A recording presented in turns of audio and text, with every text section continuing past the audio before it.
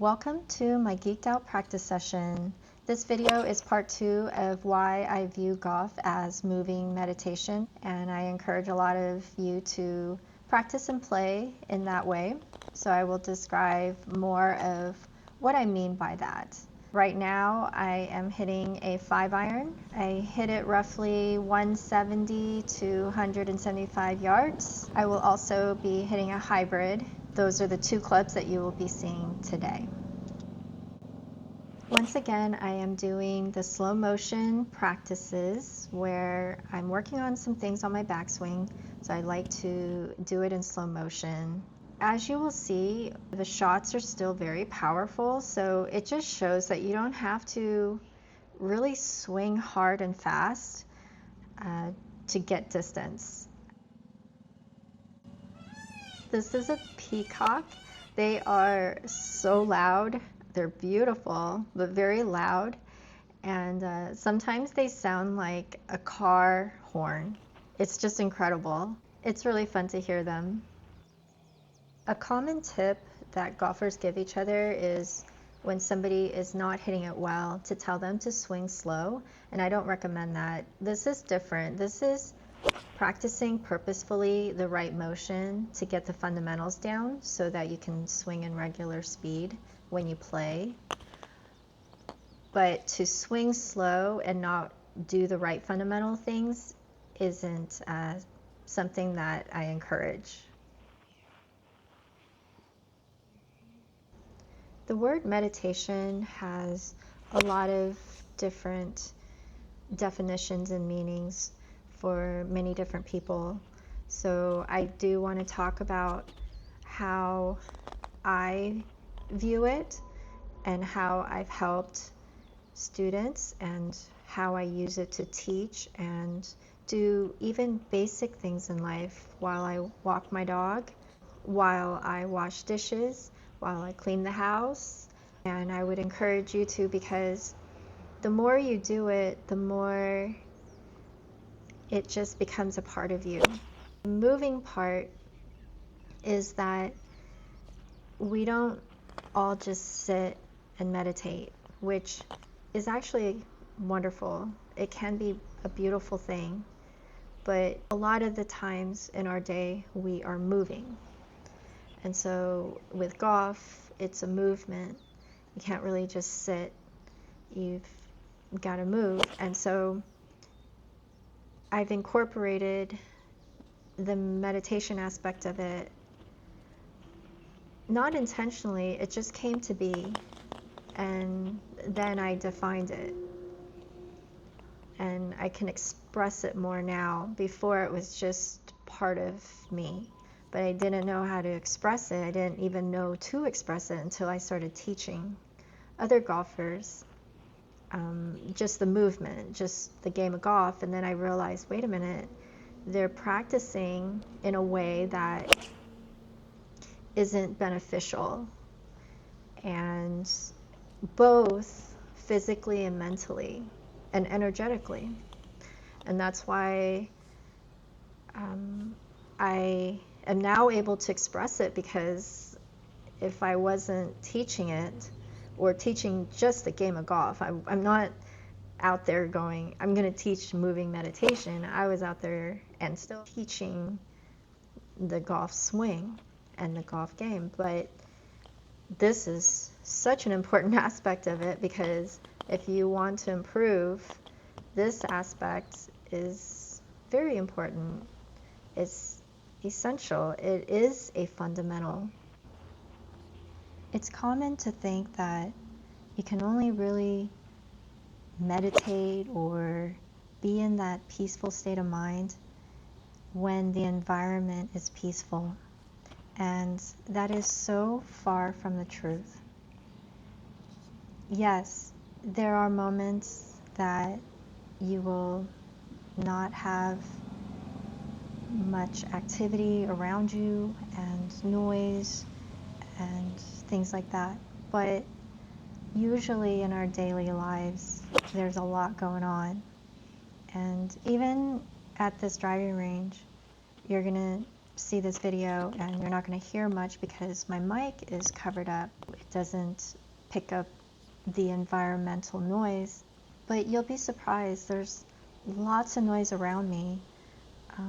A lot of times when I practice, sometimes it's the same usual suspects, there's lots of people that will just sit there and talk for the whole practice session. I just keep doing my thing. Rarely are there times where it's just nobody's there and it's peaceful.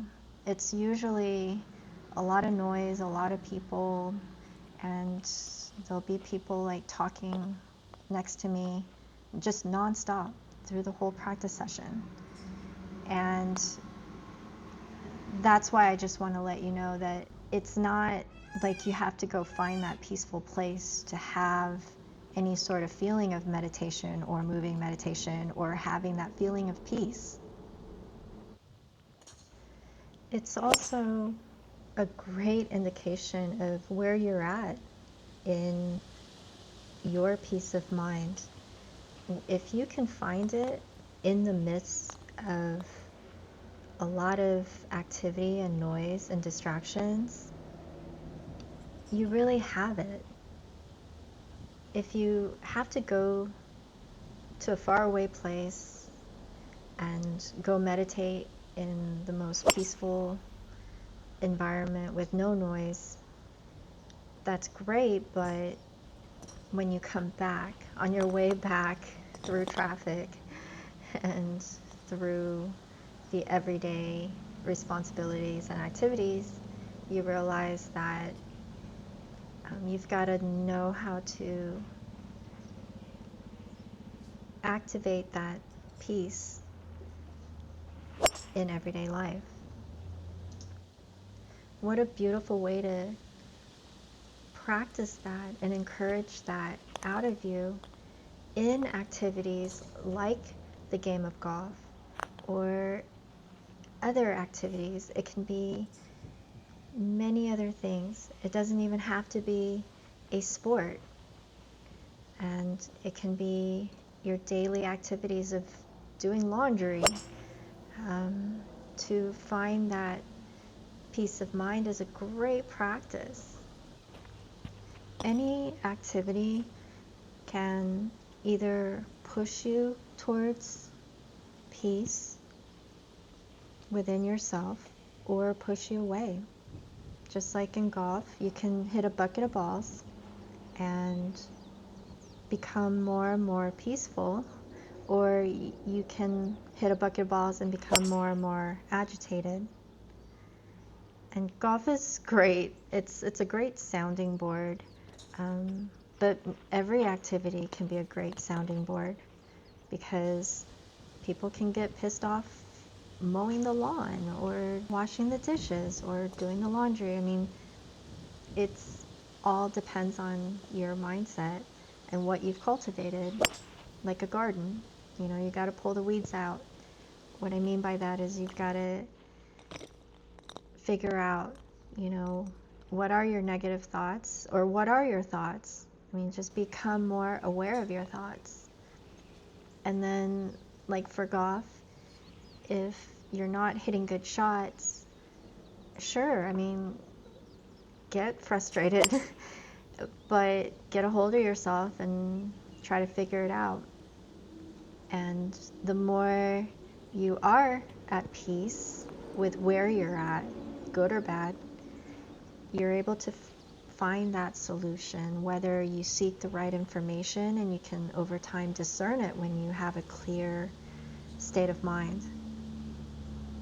And then when you work on it and practice it, it's purposeful and productive.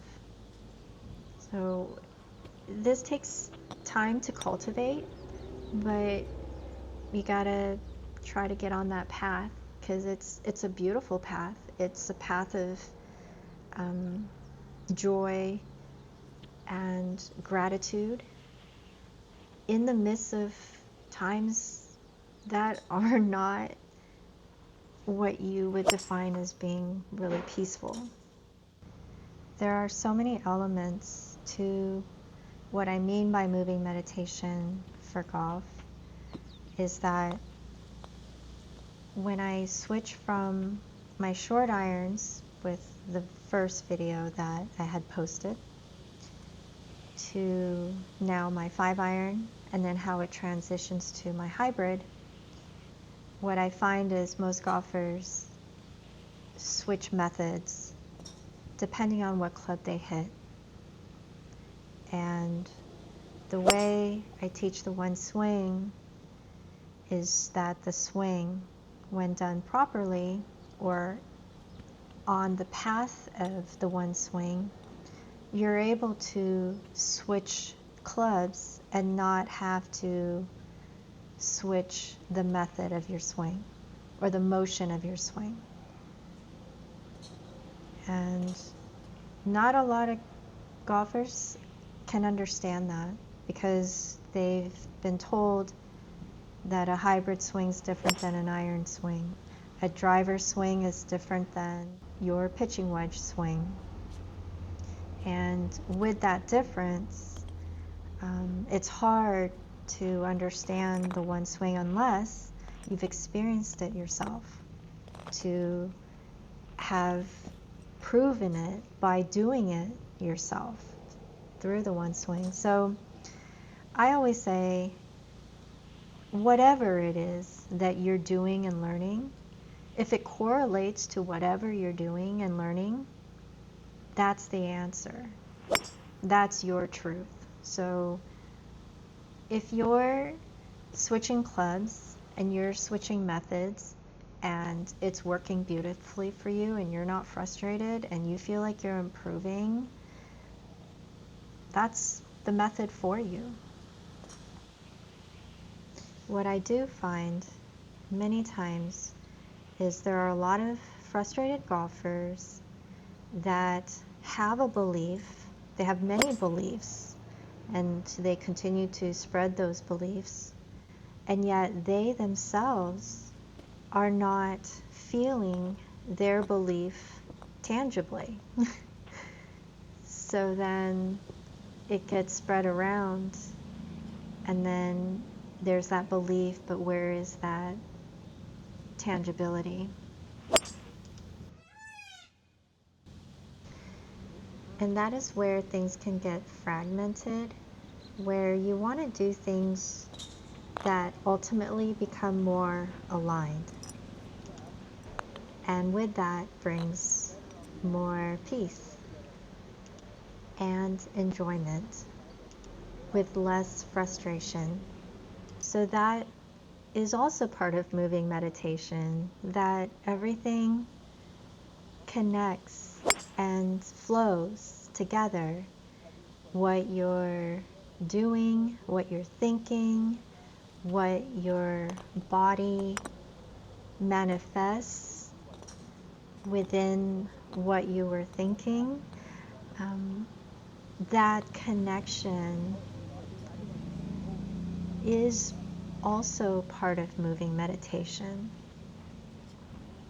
And that's why I like moving meditation, because you can have thoughts and you can have beliefs, but you can seek truer things as everything becomes more aligned through not just your mind, not just your thoughts, but through physically manifesting your beliefs and awareness. So it's a beautiful thing when you can sort of start to encapsulate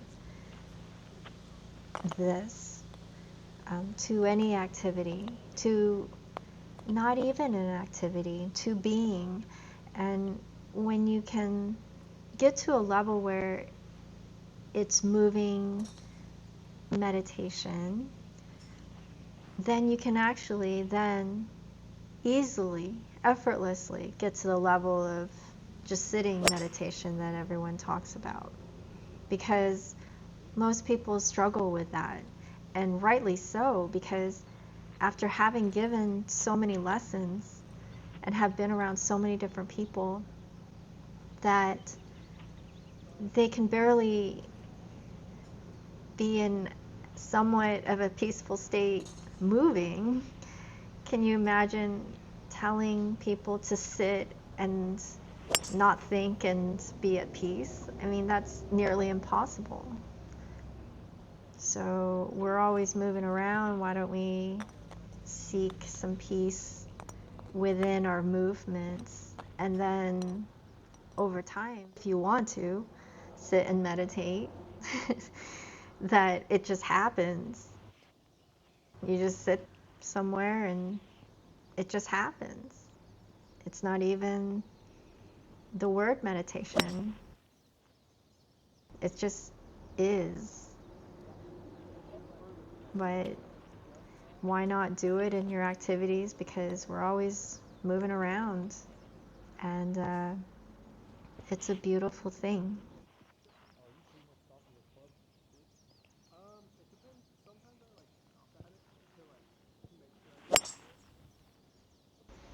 See you next time. Peace.